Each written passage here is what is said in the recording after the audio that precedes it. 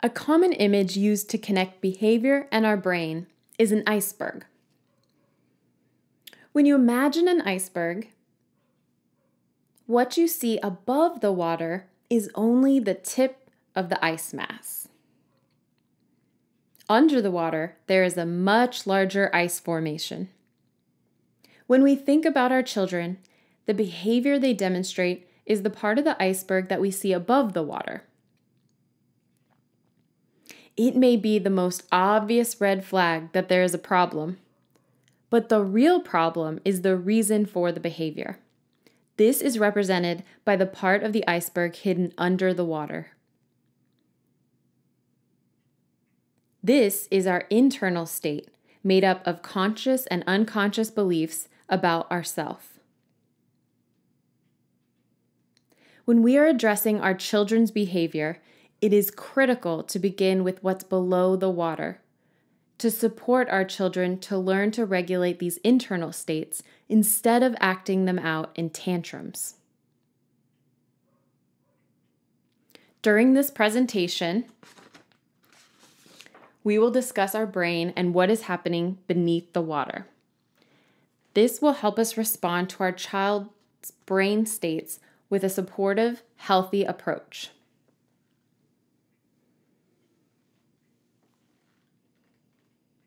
Play therapist Gary Landreth and Sue Bratton also developed an image to support the importance of learning about our brain states. Rule of thumb: be a thermostat, not a thermometer. Think about the function of a thermometer. It tells you what the temperature is in the room. Now, think about the function of a thermostat. After it tells you the temperature, you can adjust it up or down to make the room warmer or cooler. A thermometer is reactionary. It does nothing more than to recognize the temperature. A thermostat has the ability to control and regulate. As parents, we need to learn to respond, reflect, rather than react. The child's feelings are not your feelings and needn't escalate with him or her. When your child's feelings and behaviors escalate, you can learn to respond in a helpful way, rather than simply reacting and allowing your feelings and behaviors to escalate too. Remember, in-control parents are thermostats. Out-of-control parents are thermometers.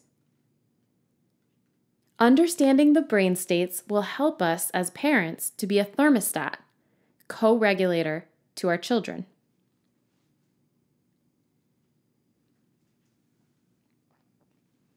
Daniel Siegel created the hand model of the brain to help parents and children understand how our brain functions. The hand model of the brain begins with palm out, thumb in the middle, and then fingers over the top.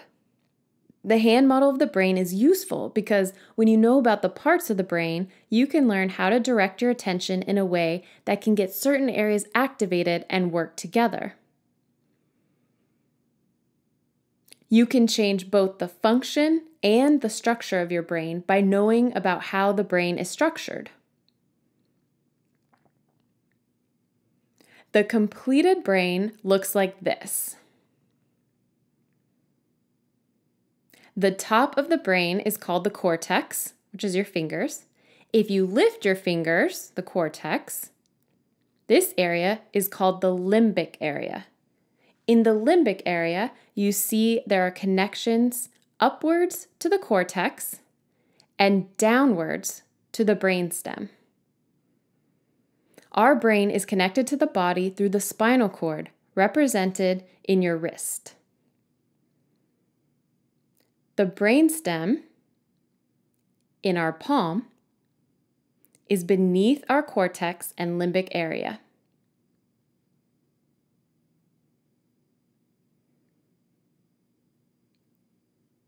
It helps regulate things such as how we breathe, digest food, how our heart functions.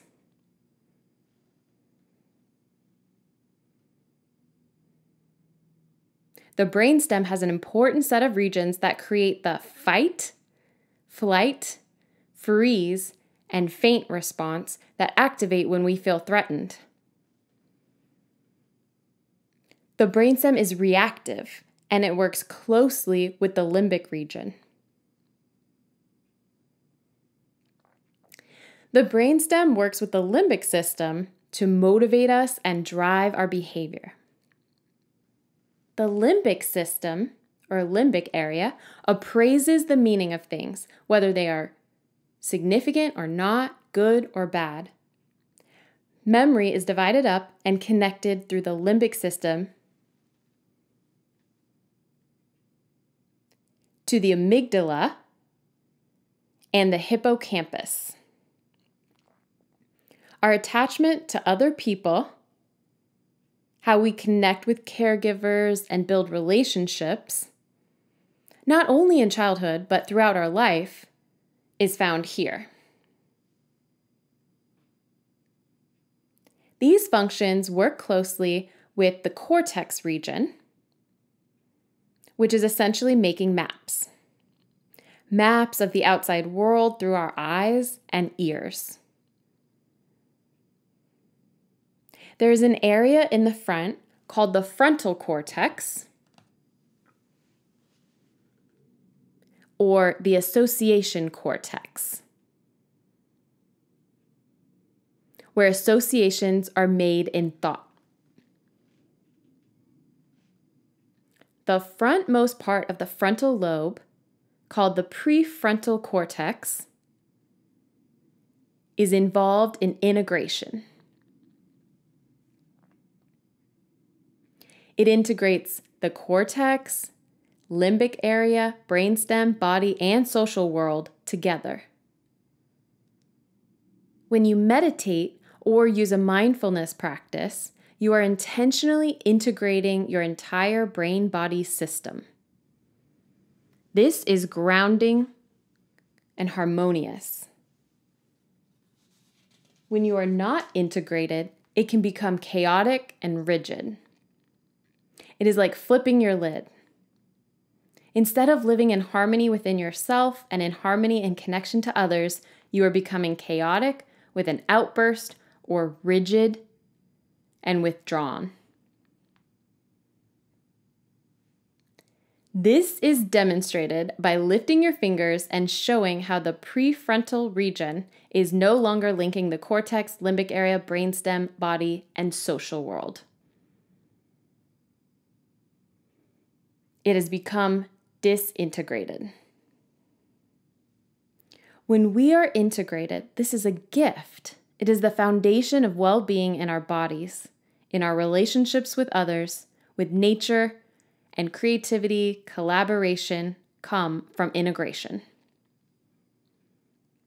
When we recognize when and how our children flip their lids, we can identify the different ways we can become the thermostat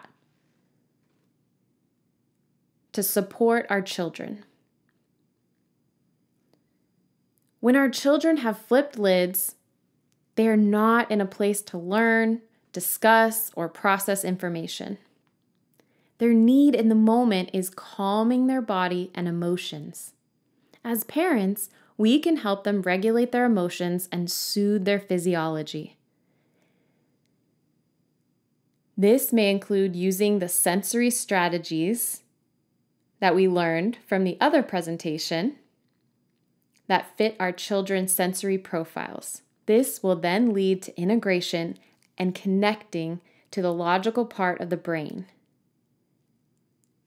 When the prefrontal cortex is engaged again, our children are ready to discuss, learn, and answer questions.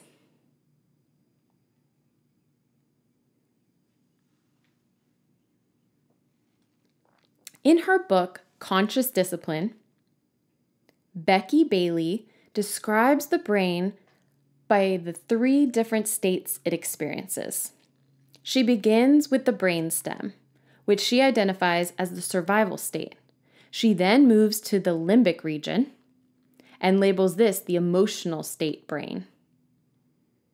Last, she focuses on the neocortex, which is the executive state, where thinking occurs.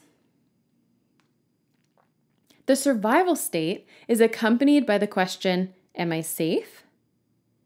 This brain state represents when we revert back to animal genetic past. This survival is activated by stress.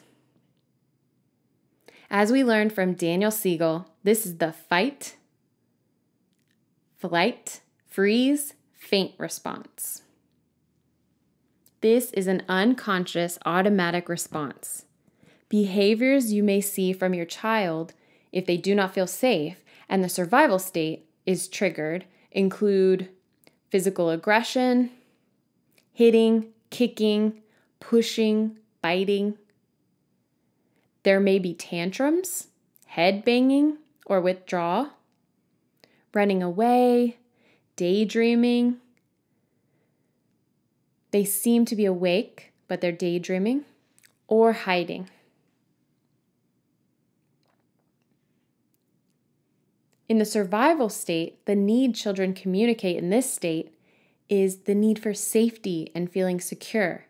Parents can support this brain state by using your knowledge of your child's sensory profile, by keeping calm yourself, and by establishing and following predictable routines. The emotional state is accompanied by the question, am I loved? This state is triggered when we experience an emotional upset by things not going our way, and often by having a negative past experience that has also been triggered by the recent event. It is an unconscious response that is acted upon without planning or advanced thinking. Behaviors you may see when children are in this state are negative attention-seeking behaviors, resistance to connecting and building relationships, clinginess, perfectionism, name-calling, social rejection, and an exclusion. The need that your child is feeling in this state is the need for connection.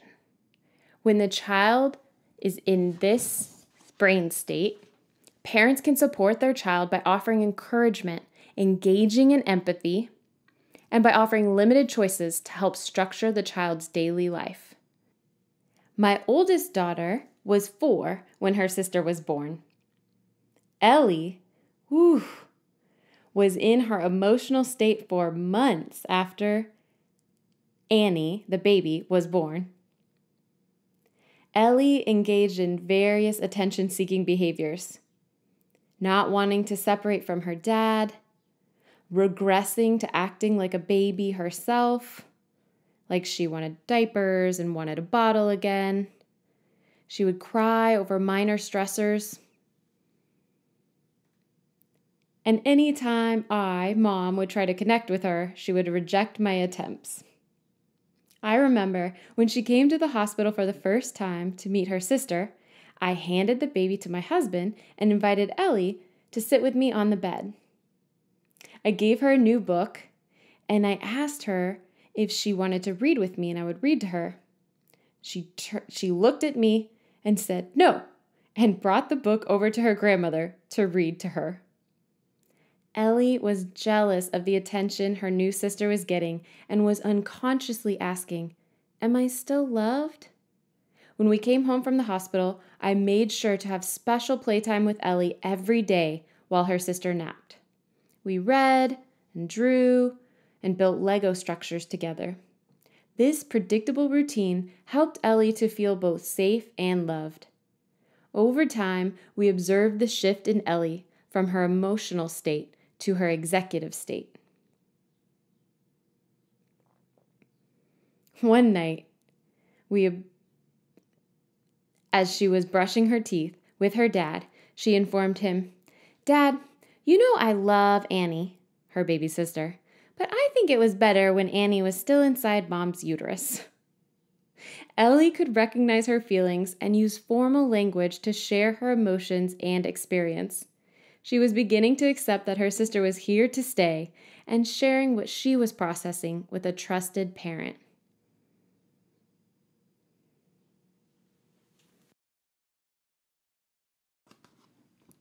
The executive state is accompanied by the question, "What can I learn?" This is the optimal integrated learning state. This is the mindful state when feelings and thoughts align. We can direct our thoughts and feelings rather than be driven by them. We have the ability to connect with others, and it allows us to look for solutions and find answers instead of perseverate on blame and the problem. This is the conscious brain state. Behaviors that we see when our children are in the conscious brain state include reflection, empathy, willingness, modulating emotions, setting goals, feeling motivated, and experiencing achievement.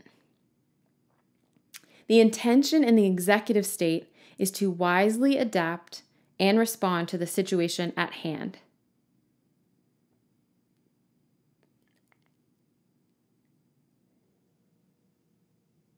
When children are in this brain state, parents can best support them by recognizing their positive intent, offering choices, empowering children to develop their own solutions, and supporting them with redos to encourage learning new skills.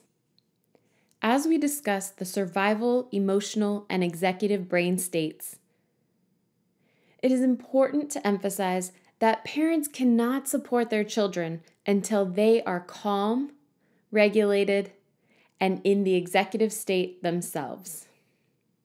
When you fly on an airplane these days, before the plane leaves the runway, a flight attendant walks down the aisle and looks for families with children. They remind the parents that in case of an emergency, they need to put on their own oxygen masks before they can take care of their children and put the oxygen mask on them. You cannot give away that which you don't possess, both physically, such as when it comes to oxygen, and mentally when we are supporting our children to regulate their emotions. You cannot extend patience and acceptance to your child if you cannot first offer it to yourself. We cannot act as the thermostat if we are struggling with the questions of, am I safe? And am I loved? If our lid is flipped, we are not integrated. And we need to work to regulate ourselves before we can co-regulate our children.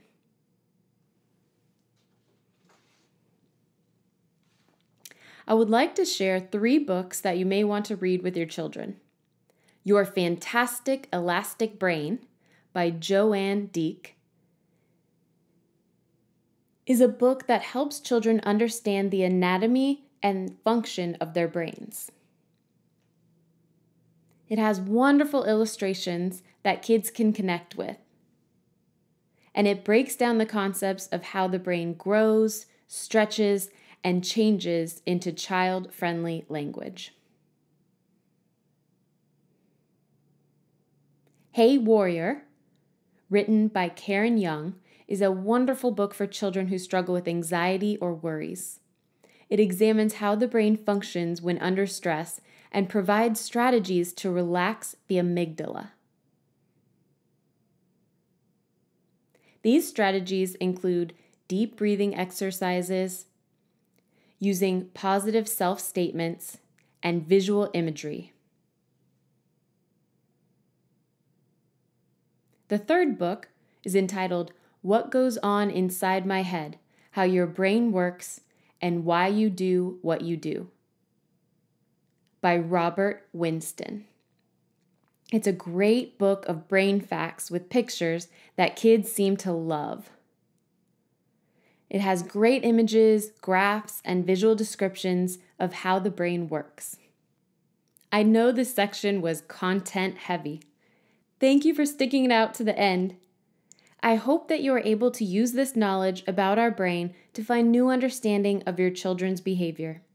With this new perspective, it may lead to a deeper knowledge of what your child needs, recognizing which brain state they are in, and then being able to offer appropriate corresponding supports.